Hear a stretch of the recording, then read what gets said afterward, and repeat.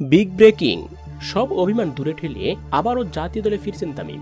অধিনায়ক হয়ে খেলবেন চ্যাম্পিয়ন্স ট্রফি। বিস্তারিত জানুন দর্শক পুরো ভিডিও জুড়ে। বাংলাদেশ ক্রিকেটে তামিম ইকবাল অধ্যায় যেন শেষ হয়েও হচ্ছে না শেষ। হঠাৎ করে উঠে আসেন আলোচনায়। এবারও তার ব্যতিক্রম নয়। আড়ালে থাকা তামিমকে আলোচনায় এনেছে স্বয়ং বিসিবি নিজেই। ভারত বিশ্বকাপে না রাখলেও তাকে নিয়ে চ্যাম্পিয়ন্স ট্রফি খেলতে চায় ক্রিকেট বোর্ড বিসিবি।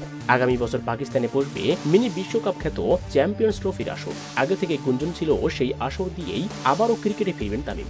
সেই গুঞ্জন আরও বাড়িয়ে দিলেন বিসিবি কর্মকর্তা জালাল ইউনুস। তিনি দাবি করেন বোর্ড থেকে প্রস্তাব দেওয়া হয়েছে তামিমকে এবং পাপনও তার সঙ্গে কথা বলবে। আর তামিম যদি এই প্রস্তাবে রাজি হয়, নির্দ্বিধায় অধিনায়ক থেকে বাদ পড়বেন নাজমুল হোসেন শান্ত। তার জায়গায় দেখা যাবে তামিম ইকবালকে এবং নেতৃত্বের ভার থাকবে তারই উপর। এখন কথা হচ্ছে তামিম কি রাজি হবেন এমন প্রস্তাবে? তিনি কি ফিরবেন চ্যাম্পিয়ন্স ট্রফি দিয়ে ক্রিকেটে? কি মনে হয় আপনাদের? অবশ্যই কমেন্ট করে জানিয়ে দিন। এ নিয়ে আপনার মূল্যবান মতামতটি ভিডিওর কমেন্ট বক্সে। ধন্যবাদ।